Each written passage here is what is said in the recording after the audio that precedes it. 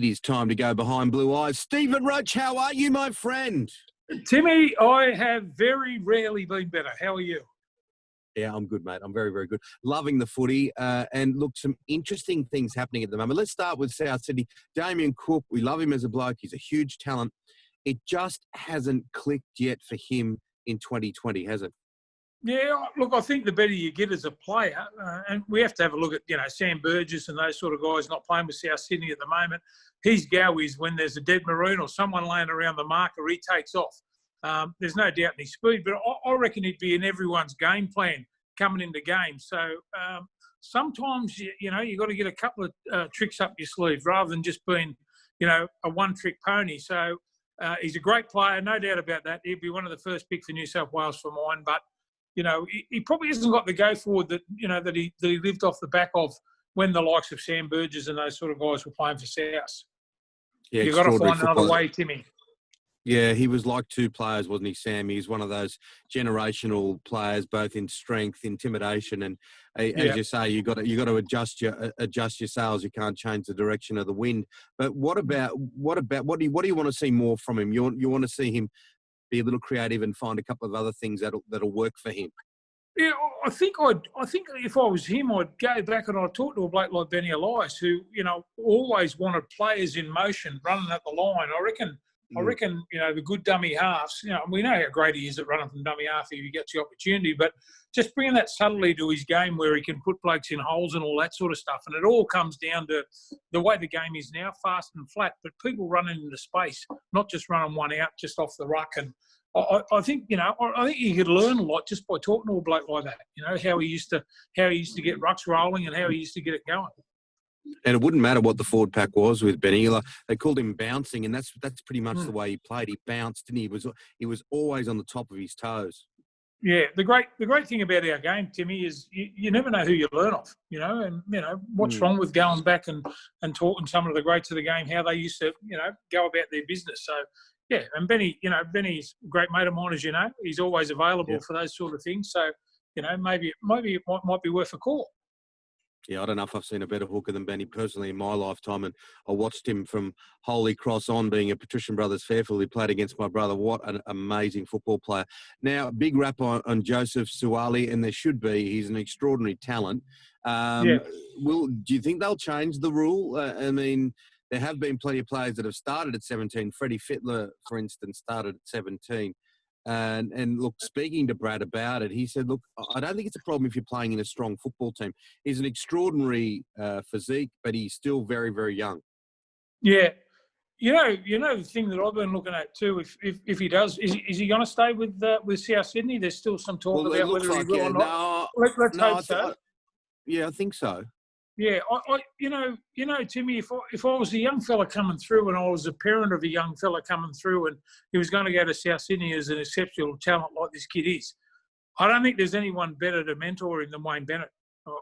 I just think that, Wayne's got the feel for, what's going on with young fellas and how to get them going and all that sort of stuff. And mate, I would have loved to have played under Wayne Bennett. I think he's a caring bloke about his football team, and I think he's much more than just a coach. So if the young fellow is going to stay in league, he reminds me of Greg Inglis. See how long he is? Wow, he can run the ball. I've seen all the footage and highlights of this guy. I just worry about throwing kids into a man's game too early. I don't know if I'd change the rule, but is it because if they don't change the rule, he's going to go to rugby union and all that sort of stuff? I don't know the rule background on it. But if I was a young kid and I was a parent of a young kid that had that sort of talent, and I was going to go to a club, I'd go where Wayne Bennett was. Yeah, it's an interesting one, isn't it? It really is. And my old man, he still says that it's a Melbourne Cup, not a Golden Slip. You don't need to rush everything on top of each other at a young age. He's an extraordinary talent. Look, I first met his parents and him a few years ago at one of our New South Wales Rugby League grand final days, and lovely people, very humble, and you could just tell the trajectory of where he was going back then. So all that's there. He just needs to manage the next 15 years, I would suggest. Yeah, Timmy, I think back to our own Brad Fittler, our coach at New South Wales now. I've seen his first grade game. I think his second first grade game was against us at Leichhardt Oval. Chipped over the top, regathered and scored. Like, you can't teach that, mate. The kid was, I don't know, what was he, 17 or something? And, you know, you tell straight away this bloke's going to be a superstar. So, you know, I don't necessarily go along with the, you know, you're old enough, you're ready. I just like to see whether his body's ready to take on men at this stage. Yeah. And the advantage with Freddie back then, he was playing in a very, very good football team. There was an era at Penrith where they were great, weren't they? Now, let's turn to Brisbane block. Payne Haas, how much more pressure comes his way now that David Fifita's heading to the Gold Coast? Yeah, Timmy, I think I've talked to you about this before, you and I, earlier on the season. I think Payne Haas is a leader of men. I don't think that he would change the way he plays, irrespective of who he's playing with. Mate, if you have a look at his numbers, he's right up there. Mate, it's always good, you know, like, you know, I was lucky enough to play with 4 or 5 internationals in our side with Big Ciro and Junior and Bruce Maguire and all those sort of. Mate, it does make a hell of a difference if you're playing with a good pack, and especially when you've got to roll your sleeves up and aim up every week. My only worry for Payne is now, and especially the way the modern game is, that maybe he's playing a little bit too long minutes. Maybe they're going to wear him out. I hope not. He's a great player. Mate, one of the first pick for New South Wales. He's still doing his job for the Brisbane Broncos. You only have to look. You got the man of steel a couple of weeks ago when the Broncos got flogged. So, irrespective of who's on his footy team, I think that, you know, he's going to do the job every week. But it makes it a little bit easier when you got a number of players around you. Does, doesn't it? And that's one of the things, Block. A guy who's got an enormous ability, and you know we couldn't wrap any more praises on him. But if you're playing in a team that couldn't beat time with a stick, and you're under pressure, and it becomes a very long season, doesn't it? Because you've got Origin at the back end, and he's carrying a few extra kilos with him, isn't he? At the moment, in the sense that he's doing a big job. Yeah, he's carrying the pack. I mean, they've got a good young pack. There's no doubt about that. But they need a little bit of experience. They need to go out in the marketplace and buy someone with experience. A little whisper around that they might get Cameron Smith. Mate, I hope not. I can't see Cameron in another jumper than the Melbourne Storm jumper. So maybe they'll have to look further afield.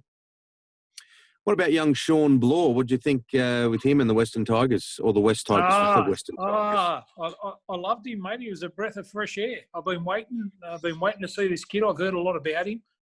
Actually, Ciro and I, you know, did a little bit of a message for him before the game last week. So it was great that that Madge got us to come in and do that, and just wish him all the best and good luck. And you know, I'm really loving these young blokes taking on the old Bulls. I like it when, you know, I like it when I watch him and I think, you know, this bloke's going to be good because he's not intimidated by anyone. Brownie tried to intimidate him and the Parramatta pack last week. Mate, he held his own. And, mate, once he's got that game under his belt now, mate, he's got the size and the speed and the agility and the toughness to be a good player. So I'm really looking forward to seeing him knuckle down and seeing what he does in the next year. Yeah, he's interesting, isn't he, Nathan Brown? He makes me laugh. He'd blow up if you served him a pie that wasn't hot enough. It was good to see that battle with those two. And as you say, he didn't take a backward step. No, and he got him in a bit of a, you know, it was funny. He mulled the penalty. He got the penalty, jumped straight back to his feet, Brownie, and said, "Righto, son, I'm coming for you." But mate, the young kid didn't even flinch. So I really like that about him. And you know, Madge Maguire's done a magnificent job with that West Tigers side. You know, when you have a look at the personnel that they've got, not disrespecting any of the players there, but mate, he's got them playing tough. And you know, that was his whole mantra when he went to the Tigers to get them back to not winning 36-26. You know, when they win games and just to, you know, go set for set and try and dig. I thought they were great against Parramatta for 60 minutes. Parramatta just showed their class in the last 20. Well, he was a West Tigers junior, Ryan Pappenhausen, wasn't he? He played lower reps for West Tigers, and he's now with the Melbourne Storm. Has he played his way right into the reckoning of a possible number 14 jersey block? And which way would you go, Pappenhausen versus Gutherson, if they were going to look for either of those two as a replacement on the bench? Yeah. Look, I don't know whether Freddie's theory is to pick the best 17. I don't know how he thinks that way. But mate, geez, we've got some unbelievable fullbacks, haven't we? I mean, I don't think there's ever been as many. Pappenhausen, you know, you've got to have a look at Tedesco. He's going to have a long career, whether he's going to fit in anywhere, whether you're going to have a fullback on the bench. I think I'd much prefer a bench player or a number 14 that could play in multiple positions. But Yeah, I don't know how he fits in, but I hope he fits in one day. And Gutherson's the same. He's been in the system for the last couple of years, just seeing our blokes prepare and, just waiting for his turn. It'll be interesting to see. Got a lot of good young fullbacks. Yeah, there's some good number ones. And look, it looks very different this year. We've used all the words uncharted water, unprecedented. We're going to have to come back and have a look at it at the back end of the year because, Origin's being played after the grand final. So a lot of things will transpire before then. Let's have a look at Newcastle Block because they were sailing along. Their coach was blowing up about their performance last week, but they are getting some injuries. They're hookers. They're down 3 hookers. And where does that put the pressure on for Mitchell Pearce? Well, it puts more pressure on Mitchell, doesn't it? And, look, just watching the games too, and I saw a bit of bandaging around Mitchell's knee, and I don't know whether, all those sort of things start to get to you. You lose 2 hookers in a game, and then you're scratching your head going, how are we going to beat these guys? The Bulldogs in that sort of conditions love dragging you down in the gutter, and losing those 2 hookers the way they did. Mitchell would have been just going, mate, where am I at? Look, to tell you the honest truth, I don't think Newcastle were that bad. I reckon we should wrap the doggies. Losing a couple of players like that down to 2 blokes on the bench. The scoreline didn't blow out, but I can understand the coach's frustration considering where both sides were sitting on the ladder. But let's give some credit to the Bulldogs. A week before, they were 1 minute away from winning a game against St George Illawarra. So, 79th minute, I think it was Corey Norman that got the try to finish the game and win it for them. So, mate, they had a little bit of form going into that game. And then when you lose a couple of your key players, mate, you're always going to struggle. And, I reckon we should give some credit to the Bulldogs. Good week for the Bulldogs too. The Laundry Group, a big hotel group coming on as their major sponsor. We know that Trent is heading towards the Bulldogs. And Matt Burton, we've only seen sprinkles of him because they're such a strong side, Penrith, but he's a good get, isn't he? Timmy, when we seen Harry Grant come this year, I'd heard a little bit about him coming to the Tigers, but if it wasn't for these swap deals, we wouldn't be seeing this kid. So, mate, I think Burton's in the same position. I saw him playing a game, I think it was against the Tigers. He played first grade at 5'8". I think he scored a couple of tries that day, and I thought to myself, gee, this kid's he's going to be a good player. So the swap system or putting these guys in the first grade or getting them the opportunity to come in and play rather than just sitting back and waiting for their turn, I think he's good enough to play right now. So it's going to be interesting to see. But haven't they told Trent, no touchies with the Panthers? I reckon all bets will be off. The gloves will be off, and away we go.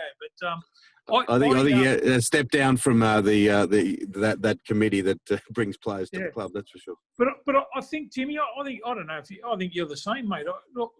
I love seeing all these young blokes coming through, but I don't like them sitting there for 3 or 4 years when they're ready now to get an opportunity. So I reckon it's good for the game that we see these sort of kids coming through, like Grant and Burton, and I reckon they're ready to play first grade, and I reckon they should be. Yeah, look, and that's what you're there for, aren't you? If you're a football player, you want to be playing football. It's a bit like kids on the bench at junior level. You want to see them coming on and off all the time, so you get them playing football. I remember when we were young, like 3 kids on the bench might sit there for 80 minutes and not get a run. So, it's good. You can see the analogy I'm making here. They need to be playing footy if they're good enough at this level. Yeah, if you're good enough, mate, you're ready to play. Maybe they might be able to bring in some sort of system where they can go back to their normal club, like like the young fella Harry Grant's going to do. And mate, I loved it too when he said, "Look, I'd love to stay at the Tigers, but I gave my word that I would go back to Melbourne." So, mate, hats off. I really respect that, because a lot of people, start to waver when the cash is floated in front of them like that. Steve, I gave my word, but I'm starting to wonder.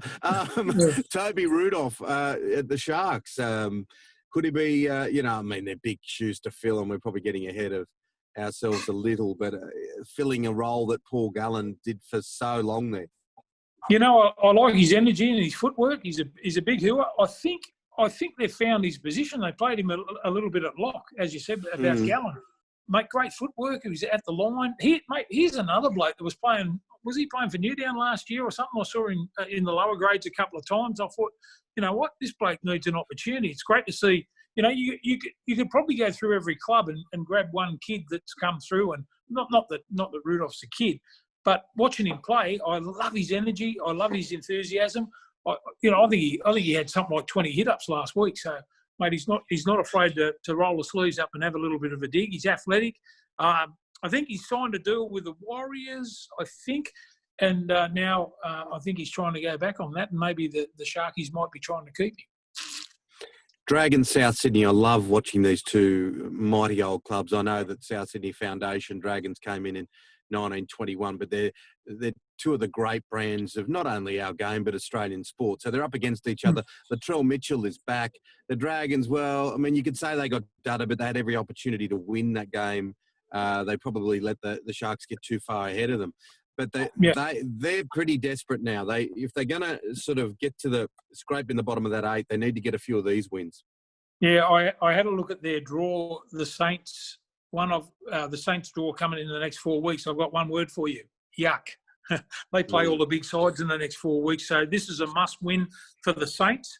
It was a funny game against the Sharks last week. It was a bit you score, I score, a bit of a game of touch footy, I thought, and the Sharks scored them at the end of the day.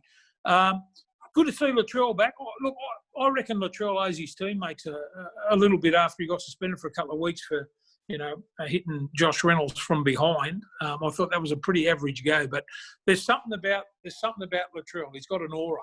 I hope that he comes back and plays well for South and, mate, really kickstarts their season too. Both these sides, Saints and South, really haven't set the world on fire. They've had moments, but it all might start with Latrell with an attitude coming back, the attitude of winning. So, mate, he's a match winner, and let's hope he comes back and pays back his teammates.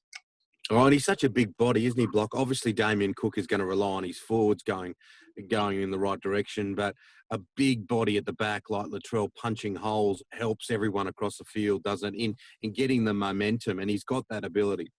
Yeah, he's got to get himself to that stage where he's like Tedesco and Pappenhausen and all that, where they turn up in the middle of the ruck or both edges, where they just got that energy where they're all over the place. Latrell, still for mine, the amount of ability he's got is untold, but he's still sitting back waiting for things to come to him and happen where these other guys make it happen. So I hope coming back tonight that Latrell is the best player on the field. I hope he comes back and pays back his teammates.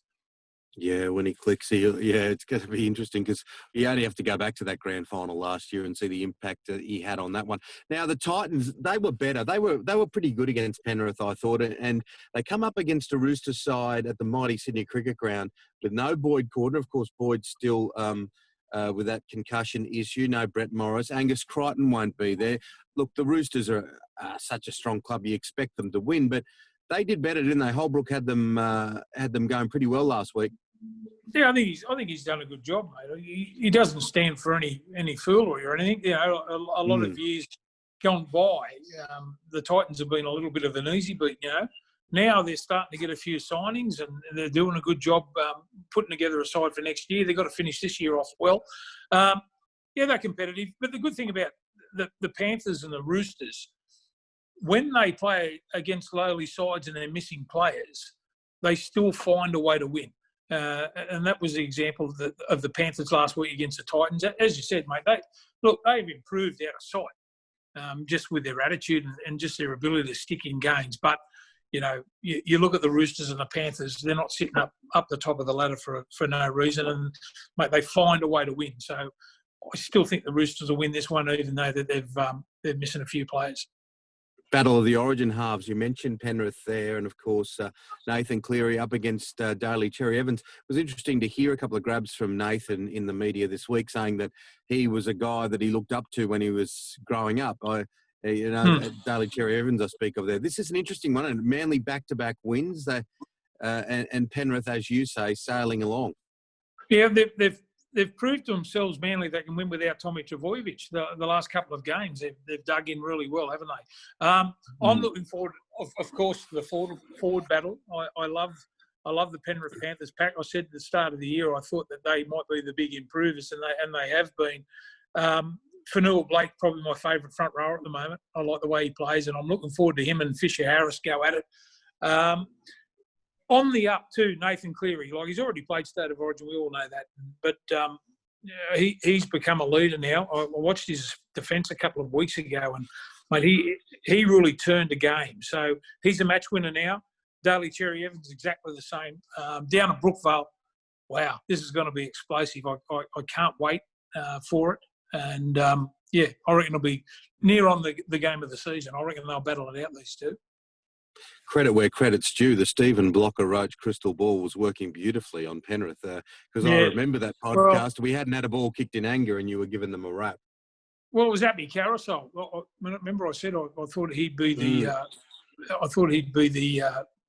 player, or the player of the year, as in a signing. So I don't know.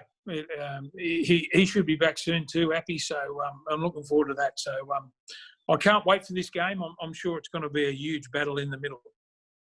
All right, buddy. Let's finish and look at Melbourne, Newcastle. Newcastle down on numbers. Dale Finucane's been in great form. He's almost a forgotten man for the Blues, isn't he? Yeah, not forgotten by Craig Bellamy. When you talk to Craig Bellamy, and, mate, he's probably the most experienced coach along with Wayne Bennett now in the NRL, that says, mate, he's the first bloke I pick every week. He uses his body the way that you shouldn't. He just goes a hard 80 minutes every week, week in, week out. You know what you're going to get. Mate, he will definitely be in the squad for New South Wales. Whether he starts or not is another thing for Freddie, but just watching him prepare and seeing him around the other players and just watching him, he is a must in that New South Wales 17. So end of the year, if he's still fit and fleet-footed, I'm sure that we'll see Dale Finucane there, and he's the type of player that, if you ask his teammates, I bet you to a man they'd all say, mate, we love playing with this bloke. And the two Ps, Pappenhausen and Ponga. That'll be good.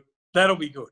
I really, it's a bit of, unless you follow the footy really, really closely, if it's a Melbourne side or North Queensland, you don't really see these guys a lot unless you follow it real close. Pappenhausen, mate, he's unbelievable. His speed is unbelievable. But the other thing he's got, Timmy, toughness. I've seen him get whacked. He's only a little fella. I've seen him get whacked a few times. Mate, he just jumps up and gets on with it. Doesn't say anything. Mate, he's a sensational player. Ponga, bounce back. One thing I've learnt in this game, mate, never knock a champion. People were saying, he was down on form and all that sort of stuff. Mate, he goes hunting for the football too. It was like I was talking a little bit earlier about Tedesco and all those sort of guys. Ponga, loves going looking for the footy, and mate, he's a danger every time. You can see the alert in the defensive line when Ponga gets the footy. August is here, Stephen. We've successfully gone behind Blue Eyes. We've got the tail run now towards the finals, then the Origin. It's exciting times and always a pleasure to have a chat. Good on you, mate. Cheers. Throws the pass. He's got it back to you-know-who. Tedesco for the corner. Tedesco's over.